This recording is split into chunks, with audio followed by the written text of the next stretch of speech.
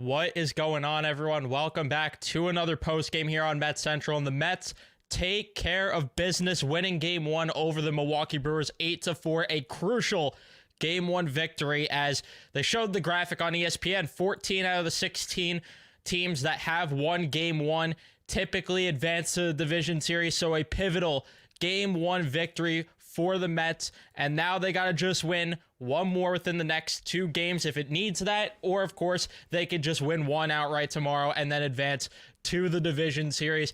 We will see how it goes, but we got to talk about this game. Before we do, leave a like on the post-game show on your way in. Subscribe if you guys are new, especially if you're Met fans, and turn on your notifications so you know when we upload or go live here on Met Central. What a unbelievable game where they look dead in the water at times for a bit because Luis Severino did not make this thing easy. He did not make it easy at all, but the Mets offense prevailed once again, stepping up when it matters the most, stepping up in the clutch, whether it is, I mean, you can't even say one person, but how about, Mark Vientos? What about Jesse Winker? JD Martinez, the guy that's been struggling? You got it done from everyone. There's not one guy in this lineup outside of Francisco Alvarez that you could look at and say they didn't do anything today offensively. Everyone participated in some degree, whether it was hits, whether it was walks, it did not matter. But we got a lot to get into with this one as, man, I had a feeling. I said in the podcast episode they would take game one and then lose game two and then win in three.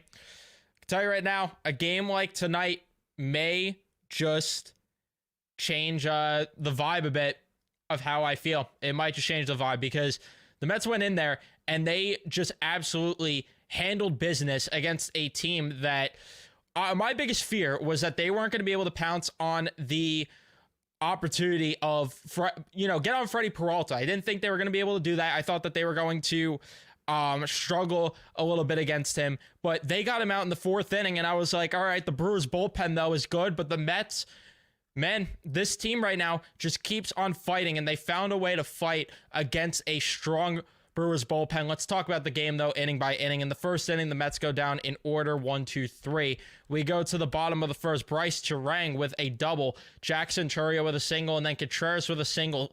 Luis Severino, the big thing with him early on in this ball game is that he was not able to put batters away. He was constantly getting up 0-2 in the count. It would be 1-2 in a count, and he's just not putting hitters away. But Contreras' single made it 1-0 for Milwaukee early. Then Mitchell strikes out, Adames with a walk, Bowers pops out, Hoskins then gets hit by a pitch, and I'm thinking, fuck my life, here we go. And I thought they were screwed. I thought that right then and there, Severino was going to stink the joint up, but he gets the last out there from Sal Frelick. We go to the top of the second inning, and the Mets offense, you got to give them credit with the way that they've been performing lately. They answer the bell right away. They answer every single time as we get to the top of the second. Vientos with that leadoff single. Pete Alonso then walks. And then Jesse Winker with a triple to tie the game up at 2. He's talking his shit to Adames, calling him a bitch and everything. I absolutely love it. As much as I was not the biggest fan of adding a Jesse Winker, I mean, a night like tonight, I had a feeling that he was going to do some damage. When I saw his name in the lineup, I'm saying that I was so confident that I put money on him getting a home run, but I'll take what he did. I will take what he did either way. And then Starling Marte driving him in with a sacrifice fly to make it 3-2. Again, I've not been the biggest fan of Marte throughout the season, but he gets the job done there. Taylor strikes out, Alvarez pops out. So unfortunately, they don't further pounce on Freddie Peralta there. We go to the bottom of the second where Joey Ortiz grounds out. Bryce Terang then hits a double, Chourio flies out, and then Contreras flies out. We go to the third inning where the Mets go down in order. Bottom of the third inning, Mitchell walks, Adames pops out, Bowers with a single, Hoskins then hits into a double play. So a little bit of trouble there for Severino. Again, I'm thinking they got to pull this guy right now, but unfortunately, they didn't end up doing it. Or I should say fortunately, they didn't end up doing it because it looked like they should have pulled him there, but again, Carlos Mendoza, this is why we're couch managers and not actual managers, because Carlos Mendoza manning the ship the right way, keeping his guy in, rolling with it there. And after the Mets go down in order in the 4th inning, it looked like trouble again as he was allowing way too many hits. Sal Frelick with a leadoff double. Joey Ortiz strikes out. Terang with a single. Chourio with a single to tie the game up at 3. Contreras then hits into a groundout to make it 4-3. And the most infuriating part of the Chourio single is nobody was covering second. So he was able to reach second base. Nobody was covering him there. And that could have kept the game at bay, kept it tied.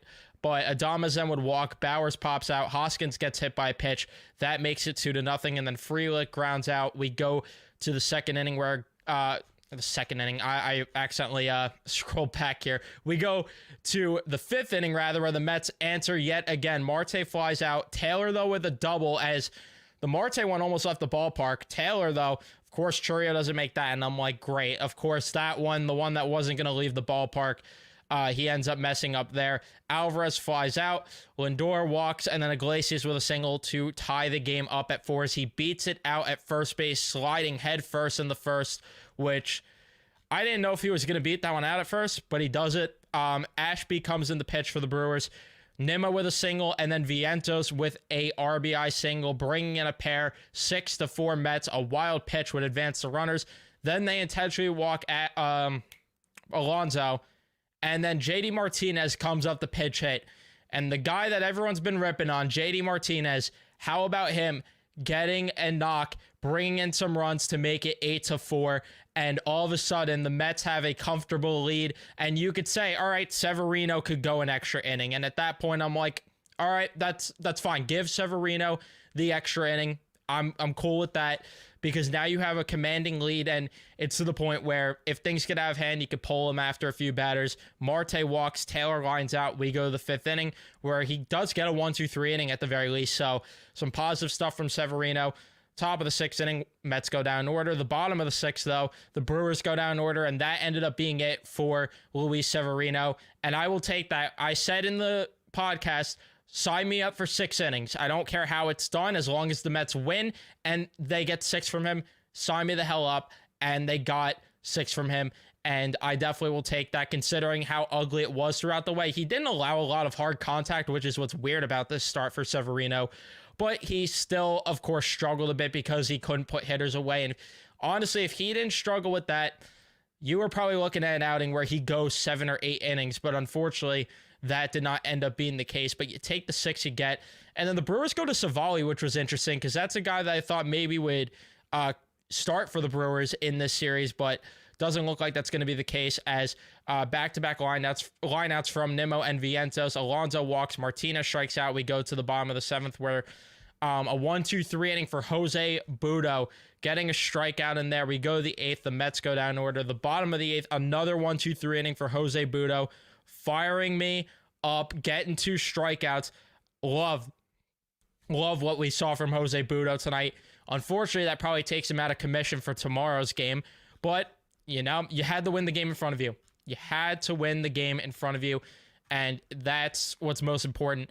And then the Mets go down in order in the 9th. Ryan Stanek comes in, the guy that nobody trusts this postseason, that nobody's trust in general since he's came to the Mets, gets a 1-2-3 inning, the strikeout. He's fired up, and I love it. The Mets get the job done, as, again, this is a game that could have been very ugly, but you look at the offense that, listen, they didn't get anything outside of the innings that they scored runs, really, which, does it concern me going in the game 2? No, not too much. If it's an issue in game 2, that obviously then becomes a worry, but, you know, they got the timely hits. And how many times have I sat here and said, okay, they got a lot of hits, but not the timely ones. I mean, 5 for 7 with runners in scoring position is what you want to see from this offense. You want to see this offense, especially in the postseason, coming up when it matters most and getting the job done. And again, it was everybody involved. You get Lindor drawing a big walk there. Iglesias continues to be a hit machine and then hustling it down the line to get a hit. You have Brandon Nimmo stepping up and getting some big hits. Mark Vientos had an unbelievable game, a guy that we have been questioning what's going on here with him because he's been in a bit of a slump. Well, he answered a lot of those questions as he ended up prevailing tonight, going 2 for 4, getting 2 RBIs. In my opinion, the best bat of the game. And then Pete Alonso, another guy we question, 3 walks for him today. Didn't necessarily swing the bat, and he didn't have to. 3 walks, got intentionally walked as well. You like to see that. Jesse Winker, 1 for 2, but of course had that freaking huge triple, getting 2 RBIs to get the job done. And then JD Martinez in the pitch hit situation, 1 for 2 with 2 RBIs. Beautiful. Starling Marte, 0 for 2, but again, sacrifice fly, a walk. You take it. Tyrone Taylor, who continues to be a gamer, getting doubles. I absolutely love what Tyrone Taylor provides. And I am so glad Carlos Mendoza, I don't know if he's a listener of the Mets Central podcast or what, but I'm glad he went with the offensive first lineup to go out there and get Tyrone Taylor in center field versus putting Bader in. And then you put the defensive guys in later in the game, which it was interesting to not see Torrens come into this game late. But I guess you figure if, you can't hold the lead at that point, then you're going to have to score runs regardless, and you want Alvarez's bat in, even though he went 0 for 4 with a strikeout today. You still are more comfortable with Alvarez in a situation where, God forbid, things got out of hand versus a Luis Torrens. And then you get to the pitching, man. Outside of Severino, which, again, he struggled. There's no running away from that. But I'll tell you, I'm still happy with what he gave. I mean, 6 innings from him, and when he looked dead in the water, he continued to go out there and continued to get some big outs, and he didn't allow a lot of hard contact. And I know fans don't want to hear that, especially the ones that aren't for hearing, oh, well, who cares about that? It matters about the actual result. He didn't allow a lot of hard contact. He really didn't. I mean, he allowed 1 hit over 100 miles per hour, and that ended up resulting in a single. This is stuff that could carry over and be better in his next start. I mean, you're going against a team that just puts the ball in play a lot, and they kept him at bay for the most part. He really did, and I'm fine with what Severino gave. And now you get Sean Manaea out there tomorrow and get some flame-throwing stuff. Hopefully he's going to be better than he was in his last start, and I like your chances there. And then Budo, 2 innings, 3 strikeouts. We were in question of if he could even give 2 innings these days. He ends up going in there, giving 3 strikeouts. And then you got Ryan Stanek, who comes in for an inning, gets a strikeout, and he did his thing. He looked good, and I'm very happy in general with what you got. So now it's going to be interesting, though, to see what happens with tomorrow, because Sean Manaea, again, on the bump. I don't know who Milwaukee's going to throw out there. Maybe a Frankie Montas, maybe a DL Hall, which I don't think that's likely considering where they are. I'm not sure who else is on their roster right now that could really start in a pinch here. I'll have to buy time and look here for myself. But either way, I mean, I like your odds with Sean Manaea going on the bump, and the way this offense is rolling right now. And when this offense is hot, I mean, we've seen it all season long. When they're hot, and I like the chances of that. Again, it's just a matter of what you're going to get there from Sean Manaea in game 2. But yeah, I mean, they got Montas, or maybe they go with an opener in that game, because outside of that, you really aren't looking at a lot of different options for starting pitchers. Maybe they go with Tobias Meyer for a couple of innings and then go to their bullpen and try to bridge their way to a Devin Williams type. I'm not sure what the Brewers are going to do, but all I know is that this team has to continue to take advantage of their opportunities like they did tonight. And right now, with the way that this offense is rolled, I have no reason to believe they won't, because this has been what we've been asking for from these guys, stepping up when it matters the most. And now they're in an opportunity where they could go into game 2 and take the series there. I mean, they're in the driver's seat now. Sometimes it's scary to be in the driver's seat, but you're in the driver's seat and it's right in front of you to get this done and book yourself a series against the Philadelphia Phillies. Come back to Citi Field for game 3 at some point. Hopefully this team's rolling so much that they're somehow coming back to Citi Field with a 2-0 series lead. Sean Manaea's on the bump for game 3, and he's chucking us a gem, giving us 7 innings, and the crowd is buzzing. I would freaking love that so much, but we will see. We got to take it one game at a time here.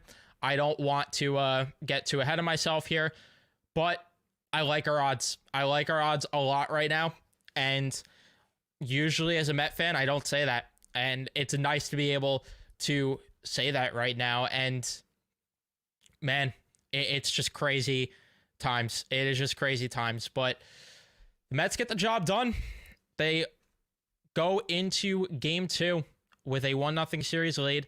And it's going to be interesting to see the way Mendoza manages tomorrow's game as well, because you got your better arms now tomorrow. I mean, the Mets Mendoza did a great job avoiding the quality arms. Reed Garrett did not get touched in this game, and that's a fresh arm for you. Phil Maton, fresh arm for you tomorrow. I'm not sure how Diaz will be tomorrow, considering he threw 40 pitches yesterday. Like, getting just a day off might not be enough for him, but we've also seen, you give him a bigger workload and maybe he's good to go. Ottavino and Brazoban should be good, which you don't necessarily want to use those guys, but they're available. And then, of course, you still have Danny Young, who didn't get used today. You got a lot of options, and this is the best case scenario for the Mets. You win this game, and you don't have to touch your better part of the bullpen. You didn't have to risk putting a Phil Maton in and endangering yourself of putting him out of commission for the remainder of the series. You didn't have to risk potentially, and I don't think Diaz would have came in this game regardless, but heaven forbid you had to use an Edwin Diaz in this game. You save him for tomorrow. If you need someone to piggyback tomorrow, I think Peterson maybe could be available for an inning or two out of the pen. You have avenues here, and this is a very good spot for the Mets to be in, and I like their spot versus where the Brewers are in, who used a lot of their quality arms today in Payamps and Ashby. Savali is a guy that, you probably could have seen them starting down the stretch here. So again, you forced them to use quality arms. They didn't use Devin Williams, which is unfortunate. Trevor McGill, Kaying as well. They didn't use any of those guys, but the Mets put themselves in the driver's seat here. And now it's a matter of going full throttle and taking advantage of it.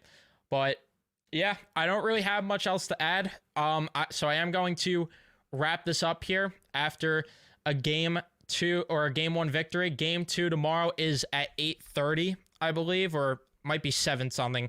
I think game 3 actually might have been a 8:30 start time. So game 2 is 7:30 start time. So now I'm going to go watch the Rangers from freaking DVR because I'm a loser.